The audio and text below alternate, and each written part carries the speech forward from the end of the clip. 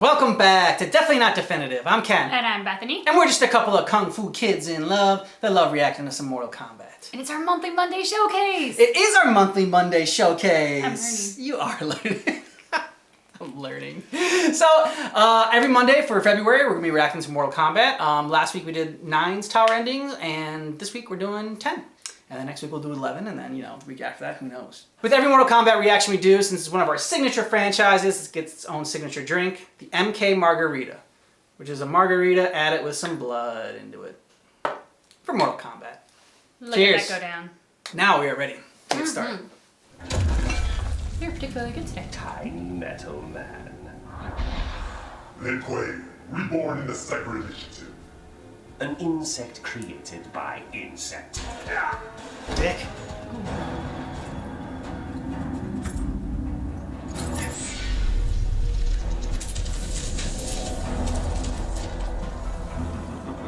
Tremble before me as I absorb Earthrealm's power.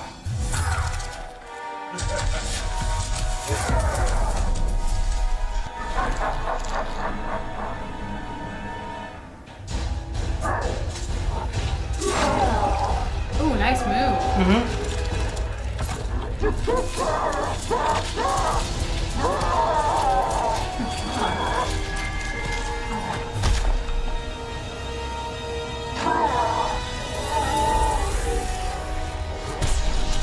It's a little more epic than Shao Kahn's ending, but I kind of like Shao Kahn blowing up more. After so destroying satisfying. Shinnok, Yeah. Triborg turned his attention to the Special Forces. General Blade and the others fought valiantly, but their human weaknesses led to their inevitable defeat. Now with access to the SF computer network, Triborg used it to interface with the Lin Kuei storage drives from which he was spawned. He saved the brainwave data of dozens of his Lin Kuei brothers and sisters to the SF servers.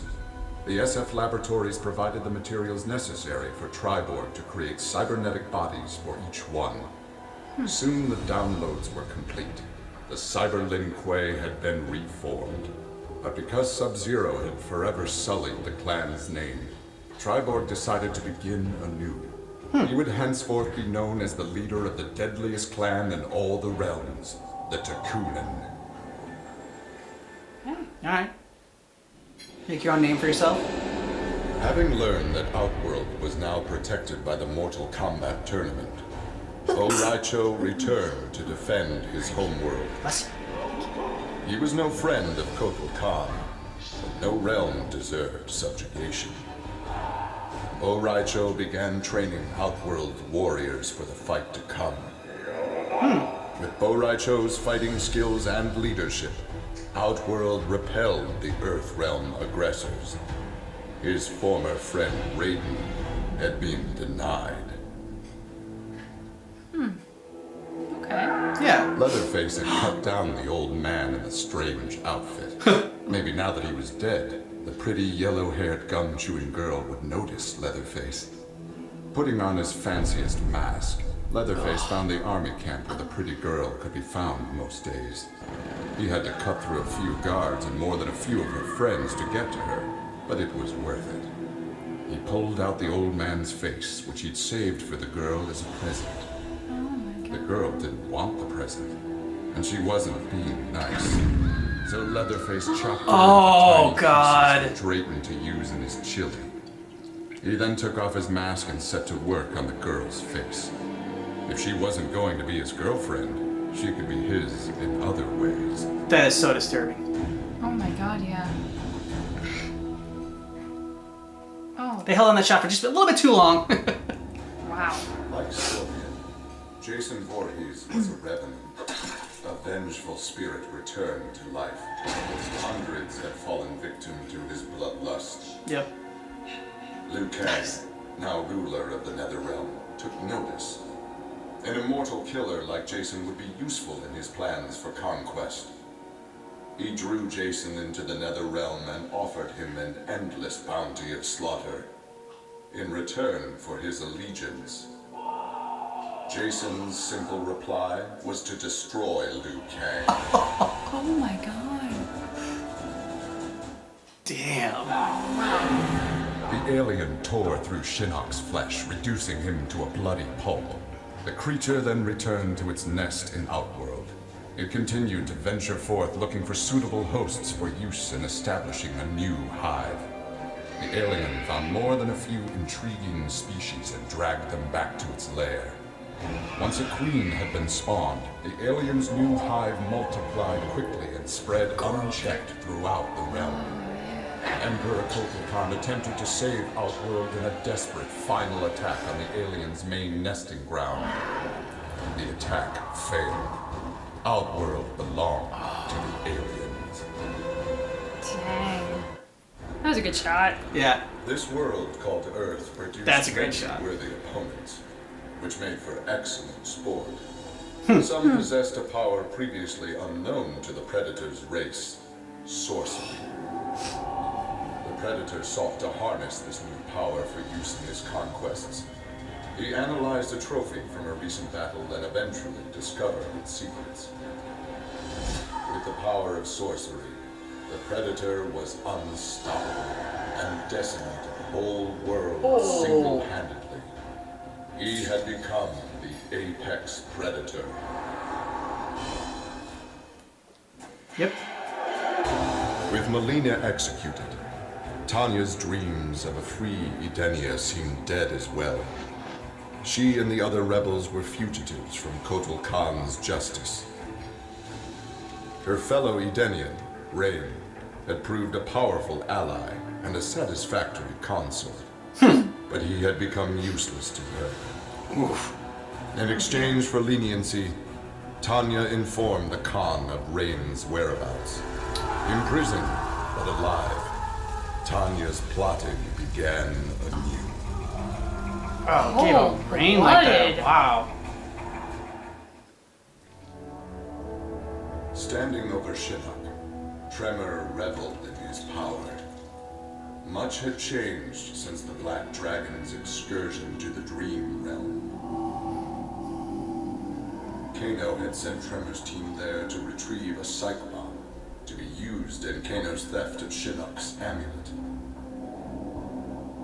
Exposure to that realm had increased Tremor's power and expanded his mind.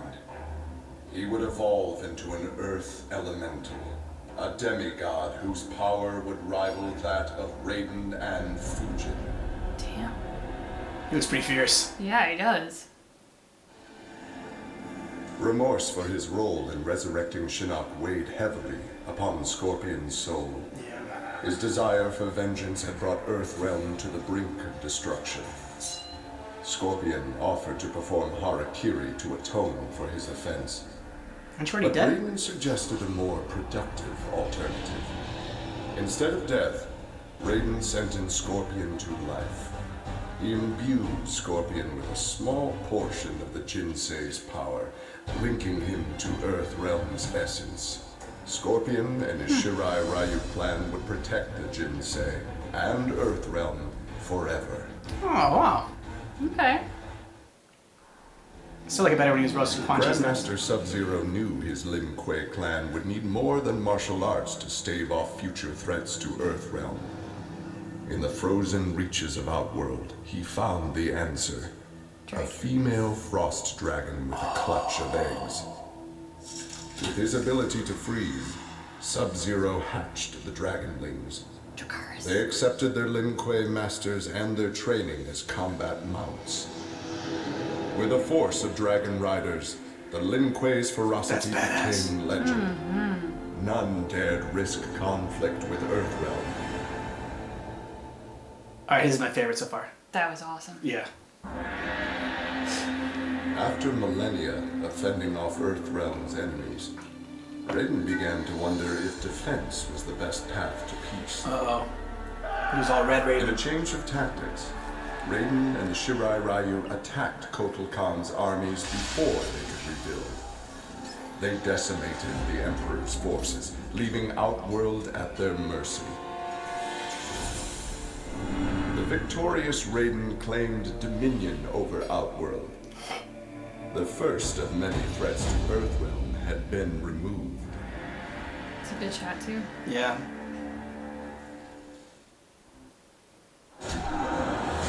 Johnny Cage's life had turned out to be stranger than any science fiction film, but he knew the final scene was approaching. With Raiden's direction, Johnny was able to sail to Shang Tsung's abandoned island fortress, where his adventure had begun, to contemplate his future. Nice place to do Amid the that. rubble, Johnny found an ancient tome. Its pages revealed that Shang Tsung had unraveled the secret to Edenian long life. Johnny Cage's retirement would have to wait. Oh. Kind of looks like Mr. Smith in that shot. Cassie Cage's impressive victory over Shinnok led Raiden to give her a new important task: hunting down a soul stealer.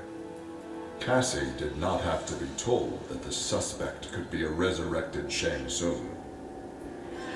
Having tracked him from the site of his last known assault, Cassie confronted the withered old man. He fought desperately but was ultimately defeated. As the old man lay dying before her, Cassie asked his name. With a mixture of sadness and relief, he whispered, Shujinko. Shujinko? I don't know. Not Shang Tsung, but who did Exhausted Raiden send by her her after? ordeals, Sonya slipped into a deep sleep and began to dream. Kano held Jax and Cassie hostage. He made Sonya choose who would live and who would die. Such a dick. Seeing no way to free them both, she chose Cassie and screamed as Kano killed Jax before her eyes. Oh my god. Still screaming, she was awoken by Johnny. He had horrific news. Jax was dead by an assassin's bullet. Oh, what? What? After his incursion into Earthrealm, Kotal Khan had become a prime target of Special Forces surveillance. Jackie Briggs was assigned to monitor his activity. Jackie followed Kotal Khan to an equatorial jungle, where he entered a hidden pyramid. Inside he retrieved a glowing crystal skull. Jackie attacked the Emperor and raced away with the object. Jackie was praised for her work, but couldn't help thinking her interference was what Kotal Khan had wanted all along.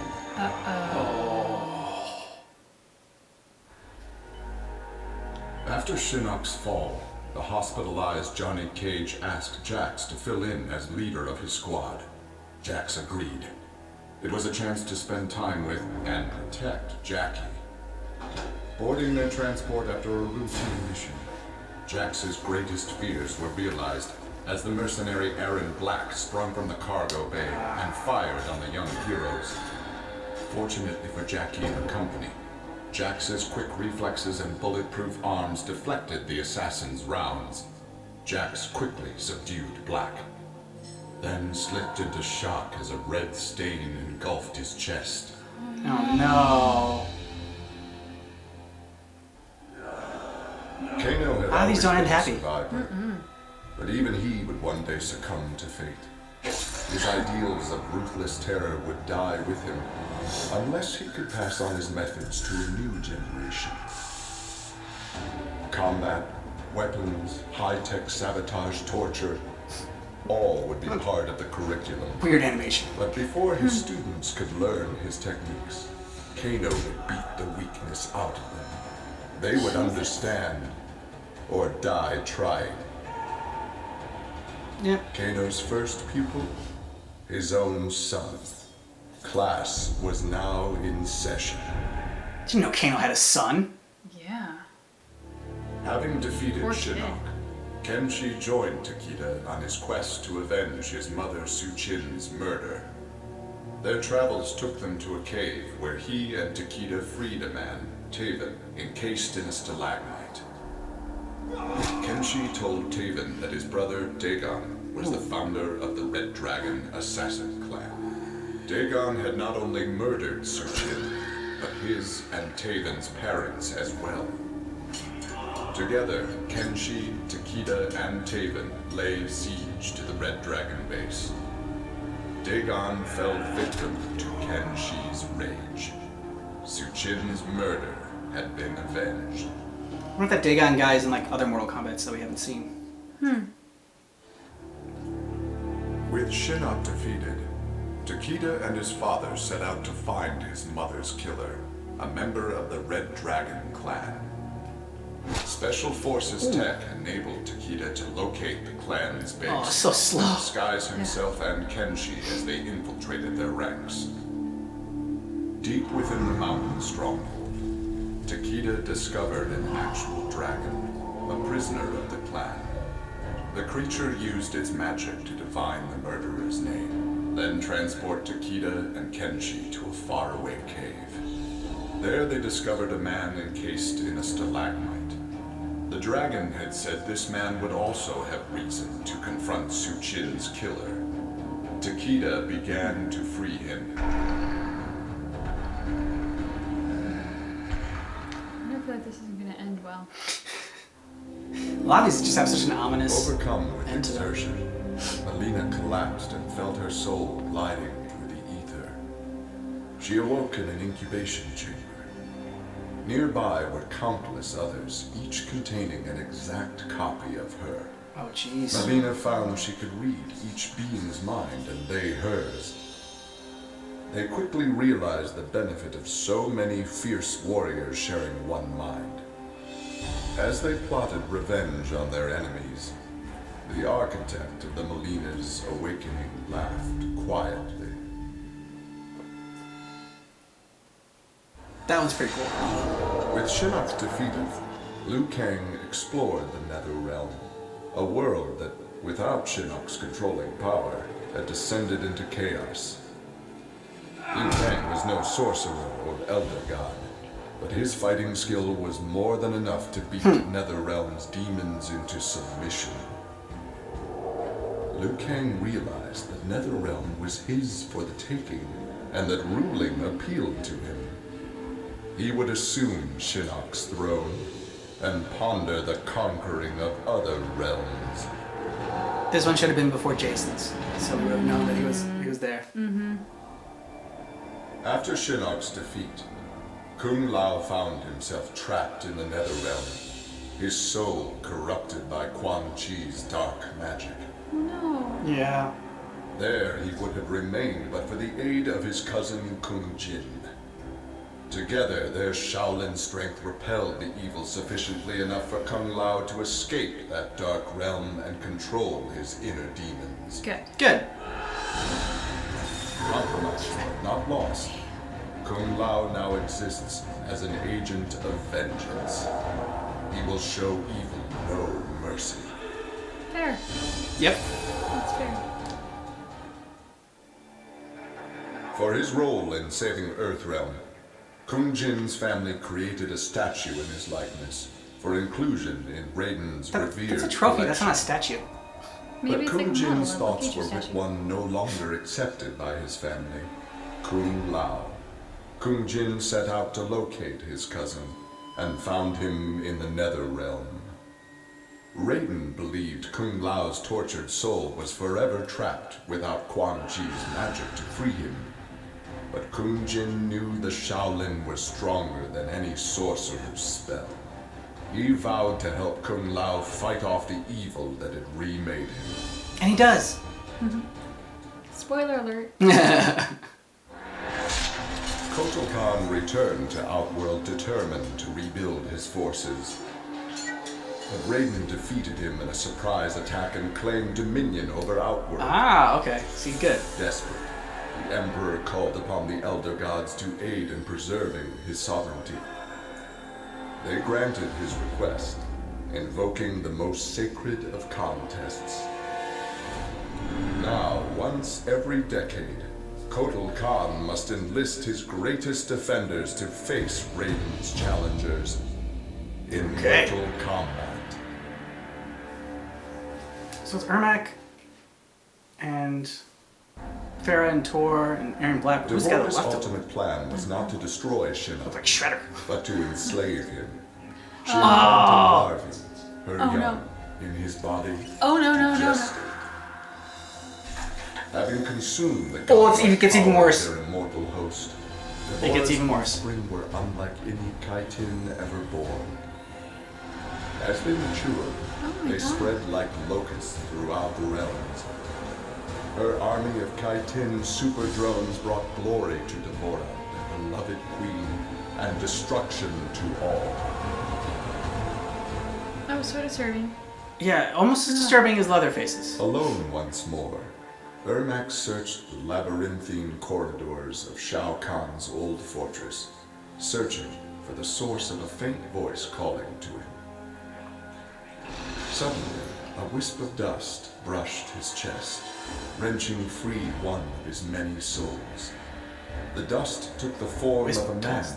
who began to consume soul after soul. Shang Tsung? As the weakened Ermac stared helplessly, he recognized the mysterious figure, the sorcerer Shang Tsung, returned from death. He's ripped. I was just saying, he's been working out. After Shinnok's defeat, Reptile was ordered to Earthrealm by Kotal Khan to assess the damage. Such intel could prove useful in future conflicts. Stumbling upon a collapsed cavern, exposed during the crisis, Reptile was shocked to see raptors emerging from within. Unlike the rest of his race, these raptors had never left Earthrealm for the doomed realm of Zaterra, and thus had remained safe and hidden. Alone no more, Reptile vowed to remain with his rediscovered people and reclaim their Earthrealm homeland. Who's the queen that he's I bonded was thinking the to? same thing.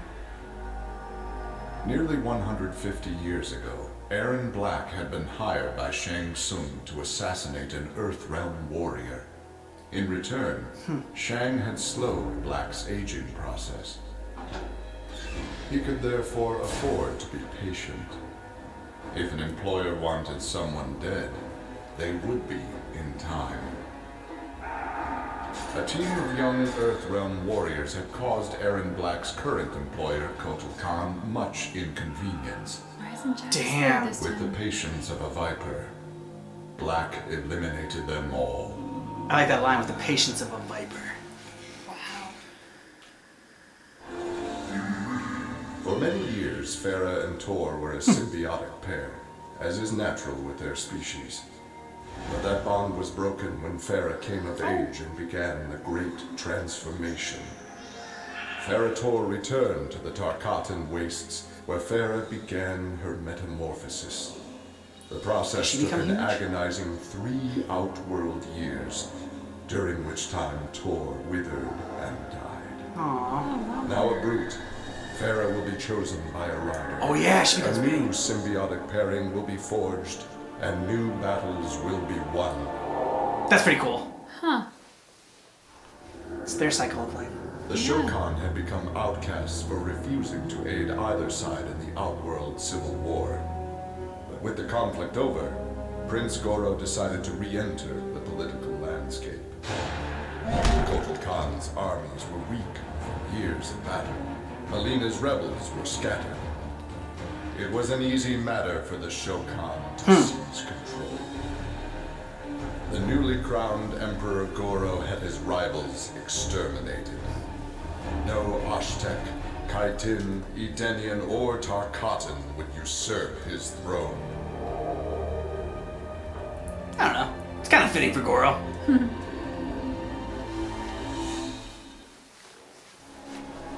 Kitana found herself She was walking beautiful. the streets of Yeah. a magnificent, Nice shining dress. city. Get you that dress. This was Edenia, a realm freed from Outworld, and Kitana was its beautiful queen. This was the timeline unaltered by Raiden. Earthrealm had been destroyed by Shao Kahn, but Kitana had survived Armageddon and united the other realms to destroy him. Long-lasting peace was the result. Kitana awoke from this vision to find herself in the Nether Realm. She was not the queen of Edenia, but a revenant of hell, and she hated Raiden for it. Oh. Oh wow. Oh wow. Little twist. Yeah. Quan Chi had long been a servant of Shinnok. His role in freeing him from imprisonment had not gone unnoticed by the Elder Gods. Shinnok was no longer a threat, but Quan Chi's actions had given rise to a new power. After much deliberation, the Elder Gods contrived a plan to rebalance this power before it grew further. Free will was burned from Quan Chi's soul and replaced with a single directive. He must kill Raiden. Oh. Okay. Okay then. Earthrealm belonged to Shinnok. It became the staging area from which he would finish his war on the Elder Gods, which began eons ago. The Elder Gods had lied to the denizens of the realms. They were not individual beings, but merely parts of a greater collective known as the One Being. Shinnok would merge the realms and awaken him. Whole once more, the Dr. One Manhattan? Being devoured the Elder Gods. Shinnok watched with Look at the like souls satisfaction. going with the mouth. This reality had finally come to an end. Okay, so those are pretty cool. They were a little bit like, I think, felt like they were darker and more open-ended Yeah. than Nines were. They left a lot more, like, and I feel like they're a little bit more lore heavy in this one. So I felt a little bit lost kind of in it a little bit. Like there were certain characters that were brought up that I wasn't familiar with. Like the one that we thought was Shang Tsung, and it was somebody else. Yeah. And we didn't know who that one was. We didn't know who Reptile was bowing to. So there were But she looked cool. She did look cool. But what'd you think? Most disturbing, without question, is Leatherface. Devore is a very close second. Very And close. The way that they captured her facial expression as she watched her little babies wormy thing being devoured, and then, I mean, she just had this like maniacal like. I don't know how to make that expression, but it was perfect for that moment because it just sent chills down your spine. Yeah. Katana's was almost kind of the cruelest. To dangle this wonderful, heroic, happily ever after future that she was theoretically destined for, that was supposed to happen. And then the timelines get messed up and she's in hell. I mean, that's just, what a cruel, just knife and twist right there. Yeah, I think Sub-Zero was my favorite one. With all the dragons that he summons That and, was awesome. and gets to, protect Earthrealm. I thought that one was really good. And Devora needs to have her own movie, and it needs to be a horror film. And I think it would be really horrifying. Good. It'd be great. It'd be super horrifying. And I like Melina's. I don't know. I thought Melina's was pretty cool too. It was a little bit different. But there's another good one that was really open-ended because the creator of the Melinas is like laughing in the background, and we're kind of left with this.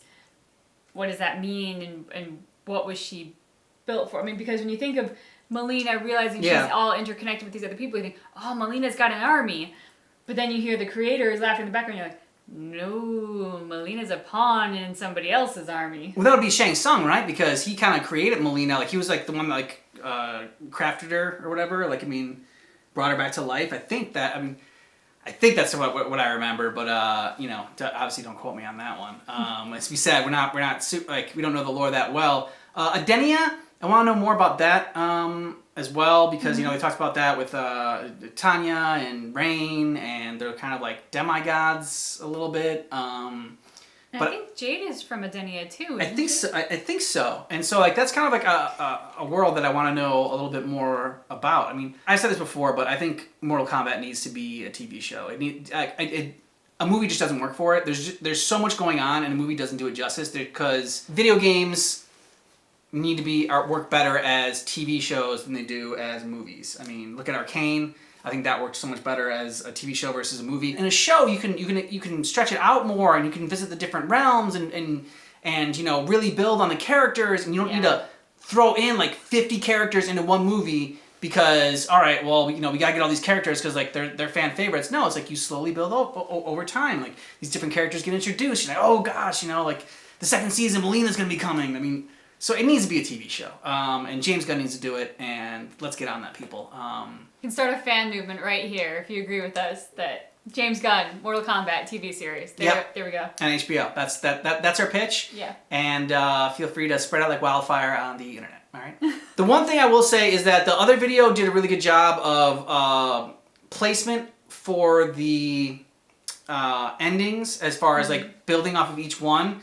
The only one that was kind of out of order for this one was Liu Kang's and Jason's, and I kind of said that in the beginning, or as we were watching I would also say that Kung Lao's was. Yeah, Kung Lao, yeah. Like, you could have reversed those two, so that the second would have been the continuation of the first instead of the second being the prequel. Yeah. Join us next week for Mortal Kombat 11 for our monthly Monday showcase. We're doing the tower endings for that one. It's a lot longer. It's like, I think 45 minutes or something like that one for that one. This one was a lot shorter than both 9s and 11s. Although the one we watched for 9 was longer because it always showed like Shao Kahn getting blown up. Looks like it wanted to show like the finishing moves for each person, which was kind of cool. But yeah, and then it showed like Shao Kahn getting blown up each and every time. Which was still satisfying.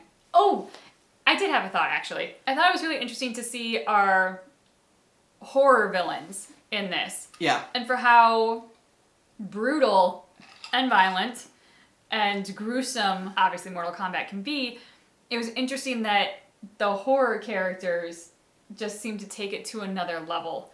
There was just something, whatever they did to capture the darkness and these entities are slightly different from the rest of the world and the rest of the lore, they did very well because you felt that just in those. Yeah, I mean, like strangling Liu Kang with his own intestines. It goes, yeah, I'm not going to serve you. I'm just going to kill you. Yeah. Ugh. Damn. But yeah, let us know some of your favorite endings down below in the comments, and answers to some of our questions that we had like throughout it, and then in this post discussion. We need to obviously know a little bit more about the lore, and good videos for that to check out. We like some good lore videos as well. And just keep in mind that our reaction for Mortal Kombat 10, all the character endings, is definitely not definitive.